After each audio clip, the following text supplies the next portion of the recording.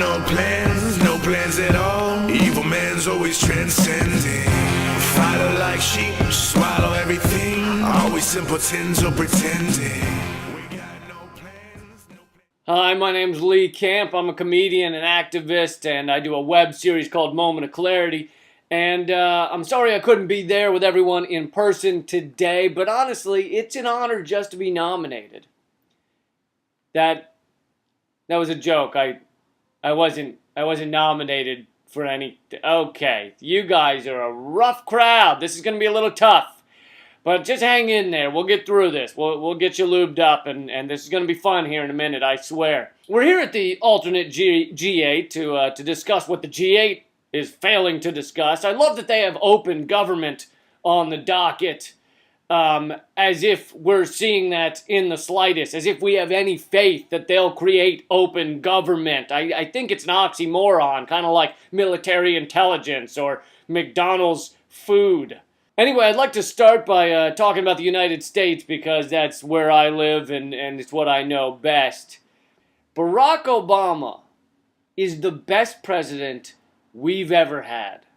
John Boehner, Eric Cantor, and Mitch McConnell are the best congressmen we've ever seen. The whole government is fucking perfect. They only care about the people of America, and they would give up all power, money, and name recognition just to keep the United States healthy, wealthy, and wise. They fart rainbows, and they piss silly string. Let's pretend just for a second that that's true.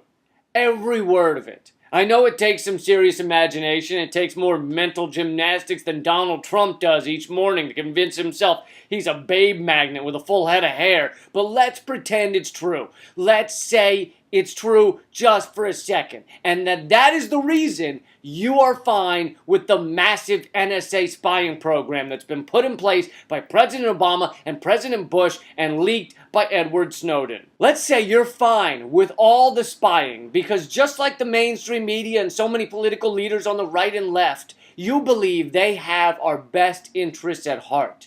Then let me ask you this. What happens with this massive surveillance infrastructure when a dictator does get into the Oval Office in the future? When a tyrant who doesn't fart rainbows works his way to the top of our political system? He, or she, I don't want to be sexist here, would have a full surveillance state at their fingertips. Every tool a dictator could ever want, like a kid in a candy store, like Toronto Mayor Rob Ford in a crack den. Do I want to play with the spying on every phone call toy, or maybe the looking at every email trinket, or oh wait, there's indefinite detention of American citizens without a trial or charges? That looks like so much fun. Oh, wait, but I can't forget extraordinary rendition and torture. It's so tough to decide. I don't know. But why bother with that when I could just have a brand new kill list that includes American citizens? Are you seeing this? This is amazing. I can't. It's so tough to decide. I can't believe the American people gave me all these toys and they crucified the guy that told them about them.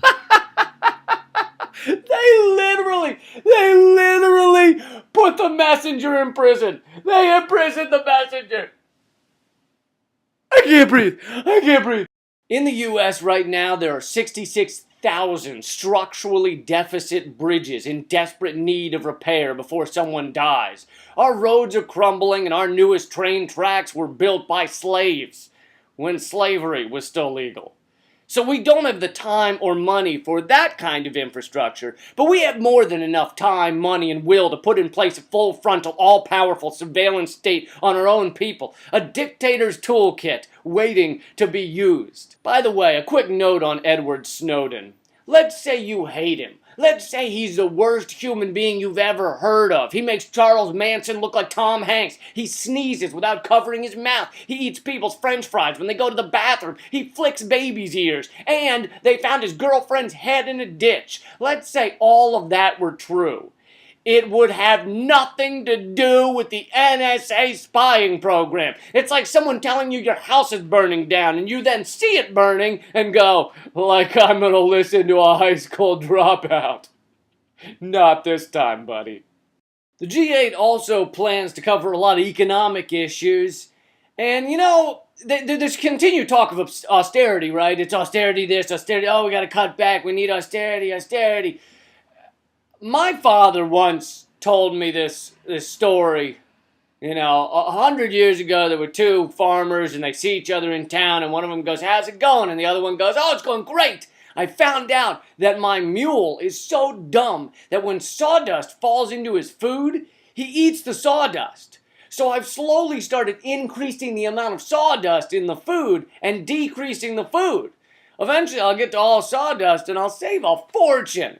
And then they saw each other a month later, and the other farmer said, how's it going? And he goes, it was going great, but then that dumb mule died on me, so now I gotta start over. Well, that's where we are. That's what austerity is. It's slowly inserting more and more sawdust into our feed and seeing how long we'll put up with it. How long will we be able to survive on an increasing level of sawdust? You know, whether it's privatizing healthcare, more sawdust. $50 to check a bag at the airport, more sawdust. You know, they give you a fee for bouncing a check, and then another fee because of the other person's bank, and then another fee so the banker can call you, tell you about the fees. It's more sawdust, more sawdust, more sawdust. And as Notorious B.I.G. always said, more sawdust, more problems. The people that are coming up with these decisions, the ass holier than thou corporate elite, are short-term greedy, all right? They want the money that austerity will give them right now. They don't give a shit that in 20 years from now, they're going to be standing in the middle of a pile of dead donkeys going, what? Too much sawdust? What happened?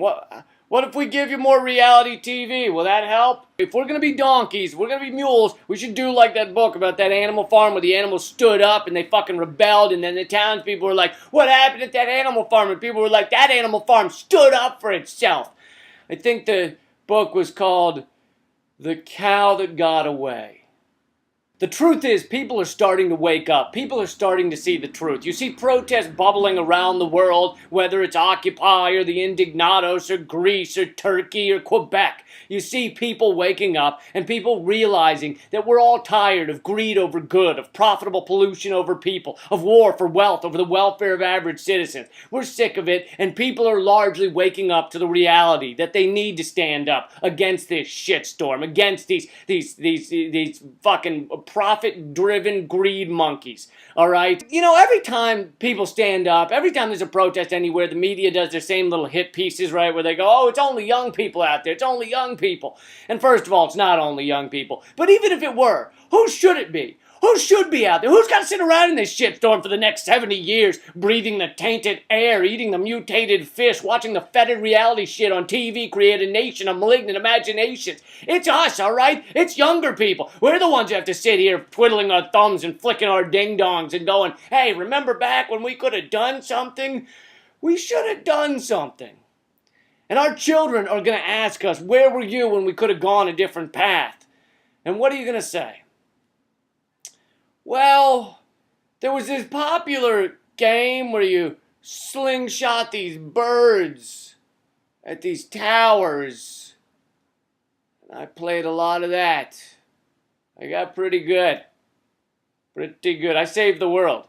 I mean, not this world, but the world in the video game. I saved that world.